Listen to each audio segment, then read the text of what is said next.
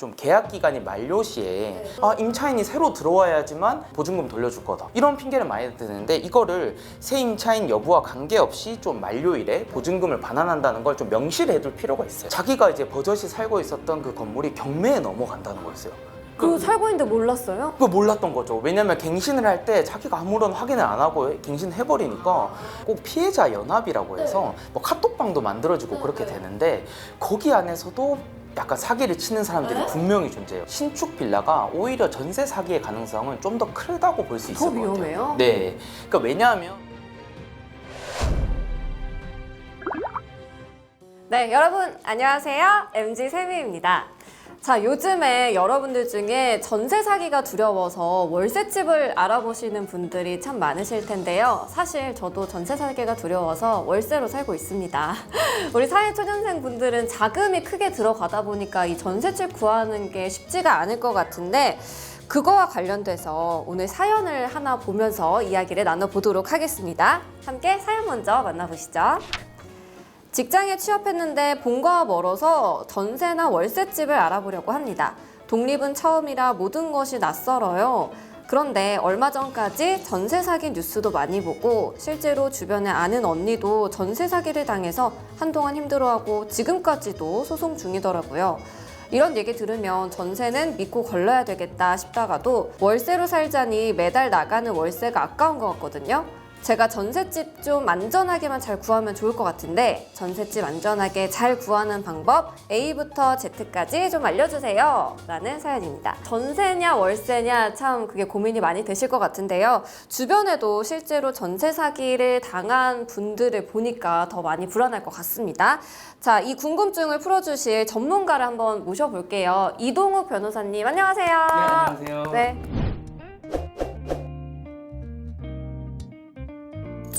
네, 안녕하세요 MG 여러분. 저는 이동욱 변호사라고 합니다. 오늘 좀 편하게 이야기 나누다 가겠습니다.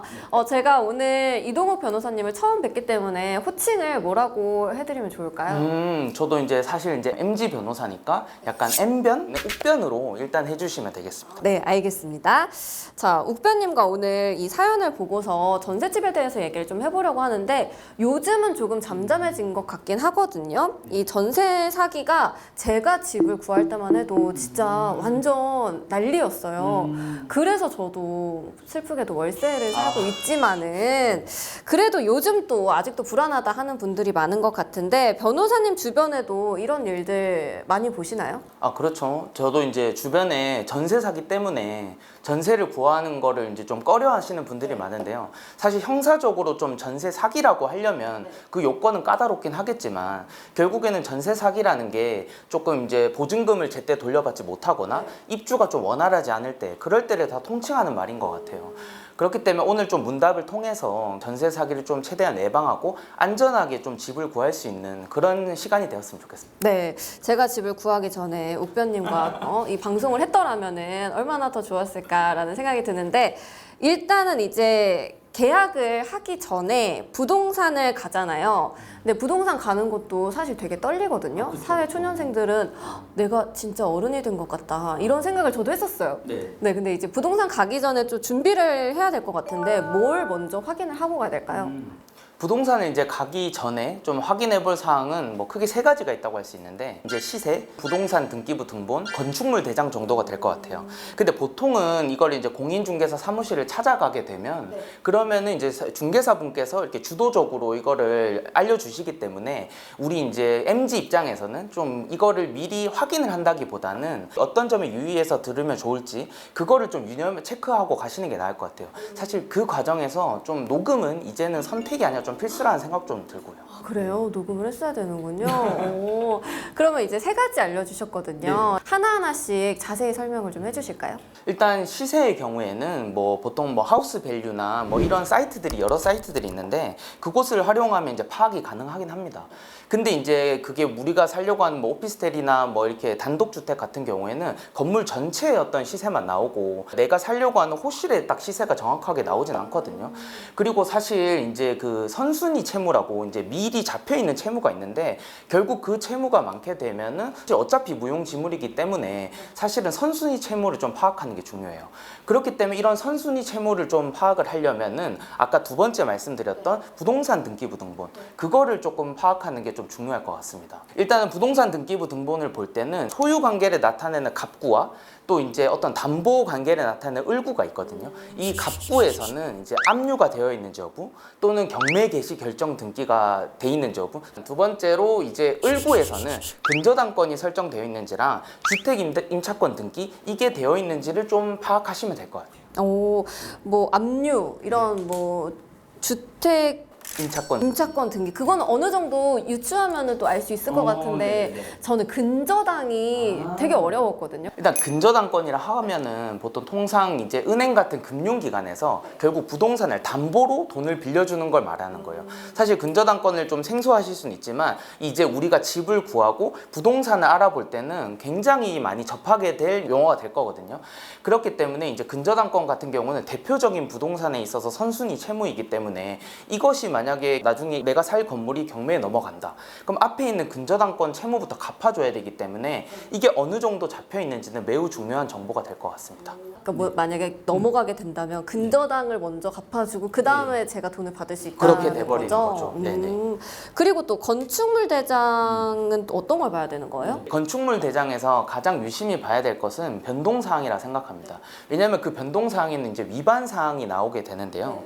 그 위반사항이 사실은 많게 되면 그 자체로도 좀 문제가 있겠지만 결국엔 나중에 설명드릴 뭐 전세보증보험 또는 이제 심지어 이제 전세 대출까지도 결격 사유가 될 수 있기 때문에 이 점을 좀 유념하셔야겠습니다. 오, 그러면은 이것 때문에 뭐 문제가 생겼던 그런 사례들이 있나요? 제가 이제 담당했던 사례 중에서 생각이 나는 걸로는 이제 임차권 등기와 관련된 이제 HC 사례가 있는데요. 네, HC 사례가 있는데 아까 이제 살짝 언급했던 임차권 등기와 관련된 썰입니다. 사실 이제 임차권 등기라는 게 뭐냐면 이제 임대차 계약 기간이 만료되고 나서 내가 이제 이사를 가기 전에 이제 보증금을 내가 못 돌려받고 있는 거예요. 그런 상황에서 이제 다른 곳에 주소지를 옮기고 또 이제 내가 가지고 있는 물건도 빼버리면 그럼 내가 보증금을 받을 수 있는 권리를 상실할 수가 있게 돼요. 네, 그렇기 때문에 그러면 당연히 안 되는 거기 때문에 등기부에다가 아 내가 여기서 보증금 돌려받을 게 있어. 그거를 표시하는 게 임차권 등기라고 생각하시면 돼요. 그렇기 때문에 아까 HC 사례 같은 경우에는 집주인이 이제 막무가내로 얘기하는 게 다음 세입자가 안 구해졌다. 다음 지금 보증금을 줄 만한 세입자가 안 구해졌으니까 돈을 돌려 못 주겠다. 이렇게 얘기를 했던 거예요.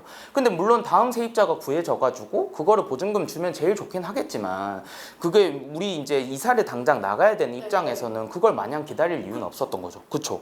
이게 진짜 빈번한 일이거든요.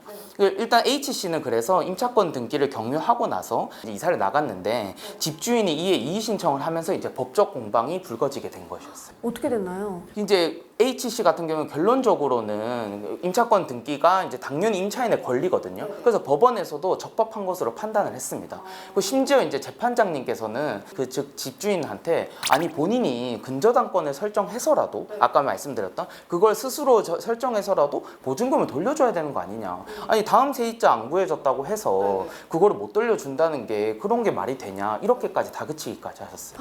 아 그래요? 제가 아는 선배도 그런 사례가 있었거든요. 근데 그분은 계속 기다렸어요. 세입자가 들어올 때까지.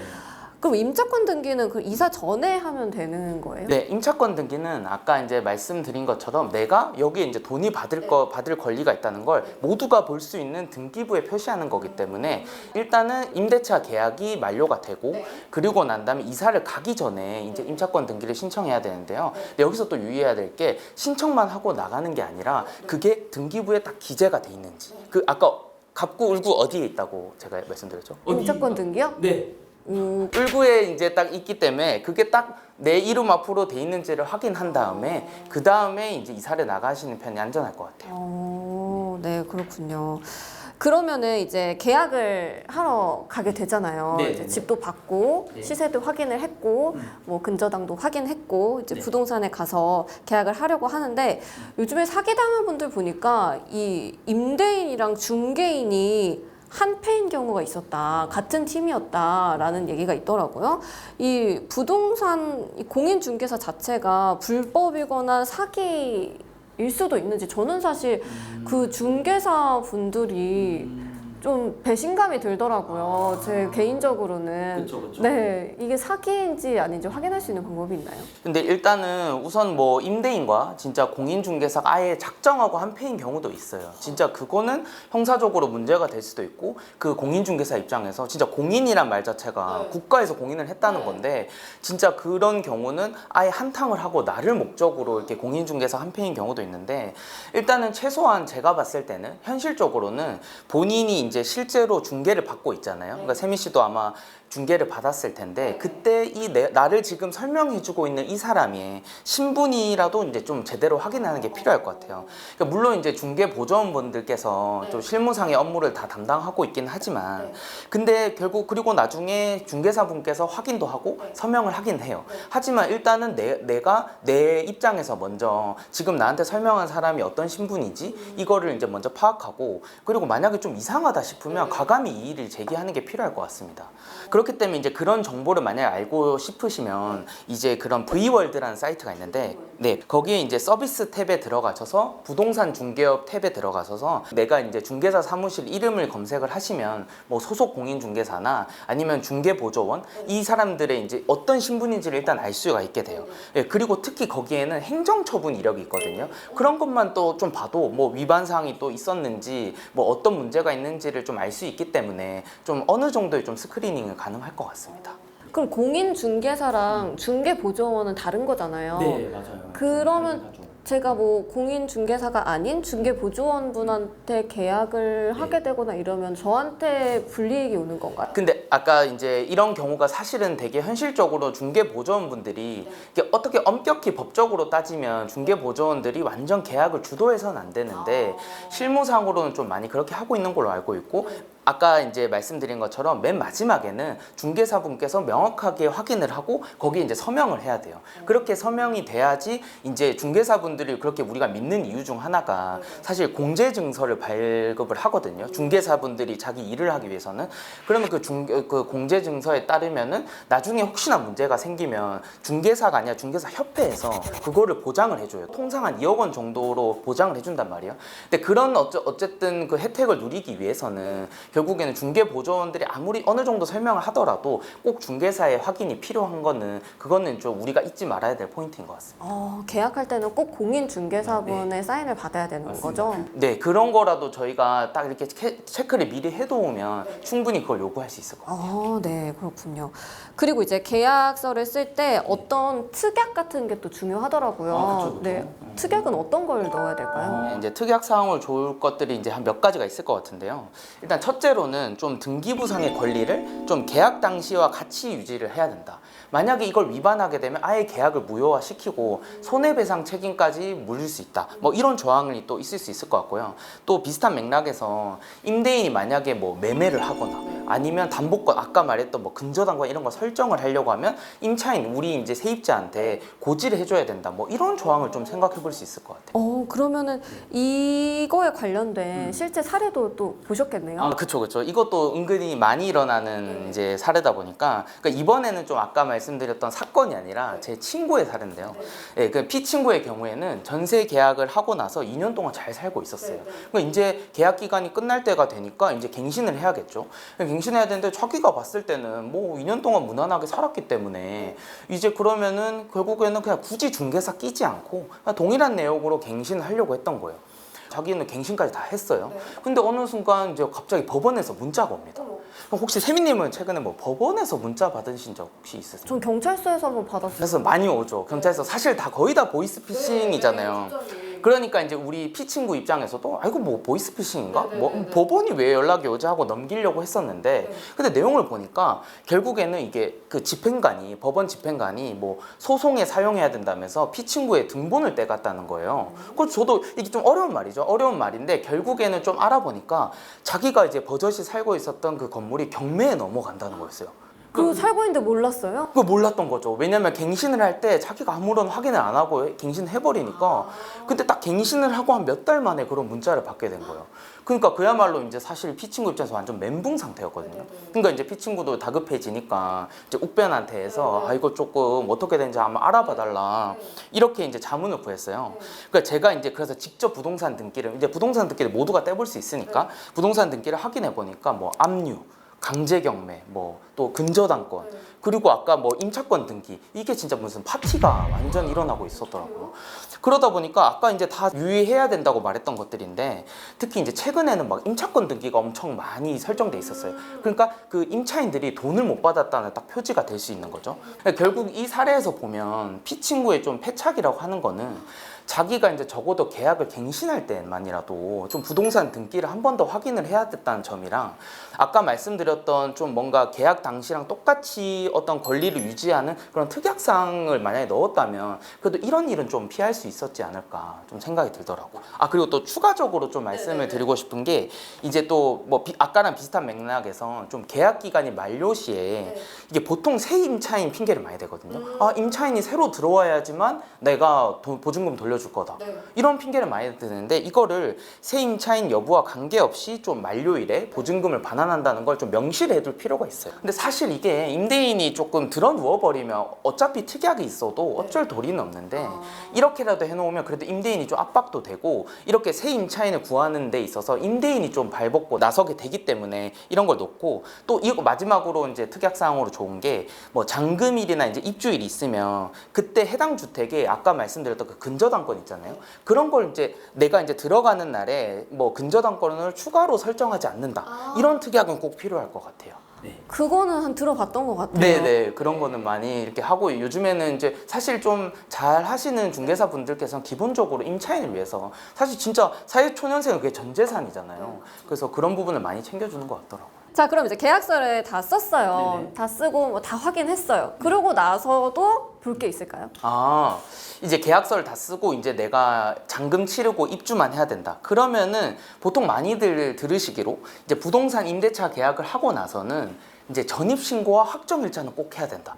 그쵸, 그쵸. 그 말은 되게 진짜 많이 들어보셨어요. 무조건 바로 했죠. 그건 하셨죠? 네, 그거는 다 하셨을 것 같은데 사실 이제 정확히는 전입신고의 경우에는 이제 집주인이 바뀌어도 계속 그 집에 살 수 있는 대항력에 관련된 거고 사실 확정일자의 경우에는 돈을 먼저 받을 수 있는 권리인 이제 우선변제권에 관련된 내용이긴 해요. 하지만 이제 주택임대차보호법에서는 이게 대항력까지 그러니까 돈을 내가 보전을 받기 위해서는 대항력까지 갖추고 있을 것을 요구하고 있기 때문에 둘은 세트라고 생각하면 돼요. 그러니까 내가 전입신고만 하는 경우는 거의 없고 보통 전입신고와 확정일자를 세트로 하고 있고 근데 여기서 또 유의해야 될 게 대항력의 경우에는 전입신고를 하고 뭐 입주를 하고 그 다음날 발생하거든요. 그래서 이거를 마지막으로 좀 한 번 더 좀 체크를 해두시는 게 필요할 것 같아요. 네. 그럼 전입신고랑 확정일자를 받는 게 저는 주민센터에서 했는데 요즘엔 또 인터넷으로도 된다면서요? 네 맞아요. 요즘에는 진짜 이게 인터넷에서도 거의 모든 게 가능하기 때문에 그 정부24라는 그 민원 사이트가 있는데 거기 접속해가지고 절차에 따라서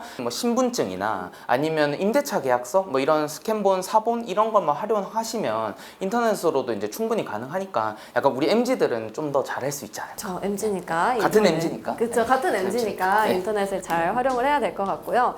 또 전세 얘기를 할 때 저도 고민을 되게 많이 하긴 했었는데 전세로 가게 되면 보증보험을 꼭 들어야 된다 이런 얘기를 들었어요. 이거 무조건 들어야 되는 거죠? 아, 전세보증보험. 이것도 제가 주변에서 많이 듣는 이제 질문 중 하나인데요.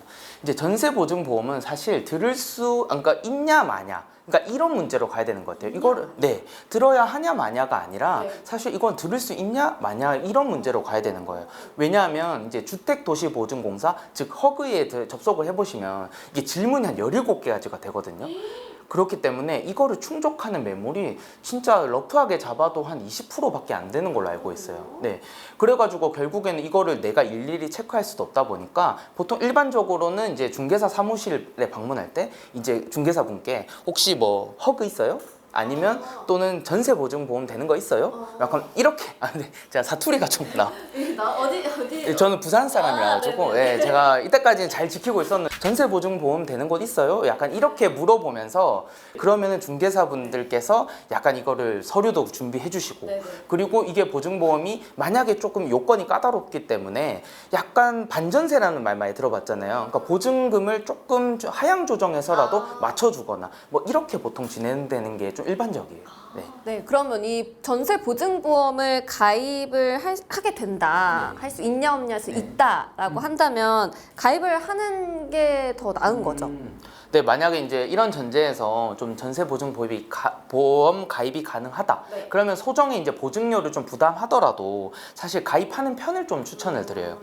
이제 저 같은 경우는 아무래도 이제 좀 사건 사고가 많은 업계에 있다 보니까 좀 더 조심스러울 수도 있긴 한데 사실 일단 전세 보증 보험 가입을 하게 되면 허그에서 이제 내 전세 보증금을 이제 좀 이렇게 확보도 해주고 그리고 만약에 어려운 이제 복잡한 법적 분쟁을 다 그쪽에 맡길 수가 있기 때문에 전세 보증 보험을 일단은 가입을 하는 게 나을 것 같아요. 사실 아까 이제 임차권 등기 사례에서도 말씀드렸듯이 사실 임차인이 임차권 등기를 하는 건 사실 임차인의 권리거든요. 그럼에도 불구하고 임대인이 사실 들어놓아 버리면 이 임차 보증금을 이게 받는 게 너무 지연될 수밖에 없어요. 그렇기 때문에 이제 이런 복잡한 문제를 좀 다른 곳에 맡기고 즉 전세보증보험 그 회사에 맡기고 그리고 나서 내 보증금부터 일단 지키는 게 제가 볼 땐 제일 안전한 방법인 것 같습니다. 네. 사실 이 보증보험은 어떻게 보면 전세 사기 때문에 다들 가입하려고 하는 것 같아요. 그렇죠. 그러니까 네, 맞습니다. 약간 대표적인 이제 전세 사기 사건이 이제 뭐 몇 년 전에 대한민국을 크게 휩쓸었던 소위 빌라왕 사건인데요. 이제 이는 약간 형사적으로도 좀 사기죄가 되는 거죠. 그러니까 전세 사기라고 할 수 있는 건데 이 빌라왕 사건의 이 형사 판결이 그때 이제 범행 시점으로부터 최소한 4, 5년이 지나서 최근에서야 막 이렇게 기사가 나오더라고요. 그러니까 이게 피해자들이 워낙 뭐 진짜 몇 천 명 됐을 거 아니에요. 그러니까 피해자들이 많다 보면은 그만큼 형사 절차가 좀 늦어질 수밖에 없거든요. 특히 이제 제가 형사 사건을 좀 자주 다루는 욱변의 시각으로 봤을 때는 또 이렇게 피해자가 너무 많으면 피고인 입장에서는 완전 들어 누워버릴 수가 있어요. 본인도 이제 감당이 안 되니까. 그렇기 때문에 사실 저희 사회 초년생 입장에서는 일단 내 보증금부터 일단 확보를 받는 것이 제일 이제 좀 현명한 선택이 될 것 같아요. 네. 사실 저는 피해자가 많으면 이제 사람들이 힘을 모아서 더 그 사람을 벌 줄 수 있지 않을까 생각을 했는데 그게 또 맞아요. 쉽지가 않은 것 같네요. 사실 또 피해자 이걸 말씀하시니까 이 피해자들이 이제 많게 되면 꼭 피해자 연합이라고 해서 뭐 카톡방도 만들어지고 그렇게 되는데 거기 안에서도 약간 사기를 치는 사람들이 분명히 존재해요. 그러니까 우리 같이 고소하자 해가지고 수임료로 이제 돈을 좀 받아놓고 그거를 또 가지고 나른다거나 아니면 그 피해자 단톡방에 그 피고인이 심어놓은 약간 좀 뿌락치? 아까 스파이라는 또 좋은 표현이 있네요. 네. 스파이를 이제 좀 심어놔서 또 이제 이거를 이 사람 피해자들이 어떻게 준비하는지 그걸 하기도 하고 그러니까 이게 참 정말 이런 법적 공방이 너무 많기 때문에 전세보증보험은 조금 나중에 그걸 가입하는 게 나을 것 같습니다. 네, 빌라왕 얘기를 해주셨는데 그러면 뭐 구축 빌라라서 사기가 더 있고 신축은 좀 덜하고 이런 게 있는지 아니면 신축도 비슷한가요? 신축 빌라 이제 사실 이게 또 결국에는 이제 진리의 빌바빌 약간 빌라 바이 빌라 오바오 이제 오피스텔 바이 오피스텔 결국 진리에 그게 맞기는 한데 이제 사견을 조심스럽게 좀 말씀을 드리자면 신축 빌라가 오히려 전세 사기의 가능성은 좀 더 크다고 볼 수 있을 것 같아요. 더 위험해요? 네. 그러니까 왜냐하면 이제 신축 빌라 같은 경우에는 일단은 지어진 지 얼마 안 됐기 때문에 이제 시세라는 게 좀 명확하게 형성돼 있지도 않을 거고 또 아까 말씀드렸던 그 이제 좀 자주 등장하는데 근저당권 이게 빌라를 지으려면 어쨌든 은행한테 돈을 빌려야 될 거 아니에요. 그게 이제 설정이 막 돼 있을 거기 때문에 조금 이렇게 지금 담보권에 있어서 위험이 있는데요. 근데 이제 단지 이게 심리 자체가 임대인이든 뭐 우리 같은 세입자든 심지어 중개사까지도 심리 자체가 이게 어차피 신축 빌라니까 몇 년 뒤면 이게 매가가 어차피 올라가지고 결국엔 전세 보증금 다 보장할 수 있을 거야 이렇게 생각하는 거예요. 그렇기 때문에 전세 보증금 자체가 굉장히 과다하게 책정되어 있을 위험이 있는 거예요. 사실 이게 아까 말씀드렸던 이 전세 사기의 핵심은 이제 역전세 현상이라고, 그게 이제 전세가가 이제 매매가를 뛰어넘는 현상을 말하는 거거든요. 그런데 이제 신축 빌라 같은 경우는 이런 심리, 아까 말씀드린 이런 심리가 있기 때문에 그것 때문에 신축 빌라에 오히려 조금 더 전세 사기가 많을 수 있다. 아까 말씀드린 뭐 빌라왕 사건들 봐도 사실 빌라왕이 진짜 여러 명이거든요. 사실 나무위키만 봐도 빌라왕이 진짜 여러 명 있는데, 그 중에 보면 신축 빌라가 좀 차지하는 비율이 좀 큰 것으로 좀 드러났어요. 그렇기 때문에 우편 생각으로는 이제 위와 같은 그런 심리를 좀 악용해서 신축 빌라를 이용한 좀 전세 사기가 성행했던 것 같습니다. 네. 사기꾼들 정말 네, 나쁘죠. 그래도 이제 우리가 전세 사기 얘기도 하고 네. 그거에 비해서 안전하게 전셋집을 구할 수 있는 방법을 말씀을 드렸는데 그래도 나는 안 되겠다. 나는 월세가 나을 것 같다. 라는 분들이 있을 것 같아요. 그런 분들을 위해서 이제 월세를 구하실 때 주의해야 될 사항들 있다면 어떤 게 있을까요? 일단 이제 고백을 하자면 우편도 사실 월세를 살고 있고요. 왜요? 네, 저는 당연히 이제 전세 사기가 무서워서 그런 건 아니고, 네, 그러니까 전세는 보통 2년 정도 사야 되는데 사실 저도 1년마다 보통 이게 달라질 수도 있다고 생각해서 월세를 살고 있는데요. 이제 월세의 경우에는 사실은 제 최우선 변제권이 있기 때문에 앞서 말씀드린 이제 전입신고 또는 확정일자만 잘 돼 있으면은 사실 안전할 것으로 생각돼요. 여기서 이제 최우선 변제권이라는 게 각 이제 지역별로 또는 연도별로 이제 일정 보증금 액수 기준이 있는데, 그걸 충족하게 되면 그 액수 범위 내에서 이제 어느 정도의 금액을 좀 최우선적으로 보장해주는 제도거든요. 근데 이제 유의할 점이, 이게 보증금 액수를 이제 맞춘다고 하더라도 그 보증금 전액을 이제 보장해 주는 게 아니라 거기서 한 40~50% 정도? 이 정도만 보장해 주니까 좀 유의는 하셔야 될 것 같아요. 다만 보통 월세 보증금이 3천? 이 정도니까 그거는 너무 걱정은 안 하셔도 될 것 같아요. 네. 그럼 이제 변호사님도 월세 사시니까 월세 사시면서 또 다른 꿀팁이 있으실까요? 제가 이제 실제로 이제 욱변도 활용을 했던 꿀팁인데요. 이제 그렇게 이제 비싼 곳의 월세가 아니라면 청년 월세 이제 지원금 이런 게 있거든요. 그게 이제 뭐냐면, 이 제도는 이제 말 그대로 청년들한테 월세를 지원하는 건데요. 일단은 일정 요건을 충족할 경우에 분기별로 이제 간단한 인증만 하면은 월세를 20만 원씩, 월 20만 원씩. 그렇죠. 월 20만 원은 진짜 적은 금액이 아니거든요. 그래서 그 월 20만 원씩 좀 지원을 하고 있기 때문에 그런 것들을 좀 활용하면은 결국에는 전세 이율이랑 거의 비슷해지지 않을까. 그렇기 때문에 이런 제도도 좀 적극적으로 활용해보는 것을 추천드립니다. 네, 꼭 찾아보시길 바라고요. 자, 오늘 첫 직장에 취업을 해서 이제 독립을 해야 되는데 집 때문에 고민 중인 우리 사회 초년생분의 사연을 함께 만나봤습니다. 전셋집을 구하고 싶은데 전세 사기는 불안하고 또 월세집을 찾자니 월세가 또 아깝고 한 이 사연자분, 안전하게 구할 수 있는 방법을 욱변님이 알려주셨으니까 좀 도움이 되셨길 바라고, 또 추가로 월세 구할 때도 중요한 꿀팁들 알려주셨으니까 첫 독립에 성공하시길 바라겠습니다. 자, 오늘 변호사님 준비하시느라 고생 많으셨습니다. 네, MG 세미님도 너무 고생 많으셨고요. 사연자분께도 도움이 됐으면 좋겠습니다. 이제 추가로 저는 현재 이제 욱변의 블로그라는 블로그를 운영하고 있습니다. 사실 이제 저도 요즘에는 굉장히 좀 바빠가지고 신경을 많이 쓰고 있지는 못하고 있는데, 혹시나 좀 문의사항이 있으시면 그 욱변의 블로그를 통해서 문의해 주시면 제가 궁금한 점을 최대한 답변 드리도록 할게요. 그래서 끝으로 결국에는 사회초년생 분들께서 전셋집 좀 안전하게 구했으면 좋겠고, 무엇보다도 이제 건강을 잘 챙기셨으면 좋겠습니다. 네, 건강 걱정까지 너무 감사드리고요. 자, 오늘 너무 고생 많으셨고요. 저희는 다음 시간에 또 만나도록 하겠습니다. 안녕. 블루베리 스무디 있어요? 이렇게. 맞아요. 블루베리 스무디? 진짜예요? 어디까지 올라가는 거예요? 어디까지 올라가는 거예요? 진짜예요? 노리신 게 아니죠? 네. 네, 저는 항상 제가 이제 10년 넘게 서울에 살았기 때문에 괜찮다고.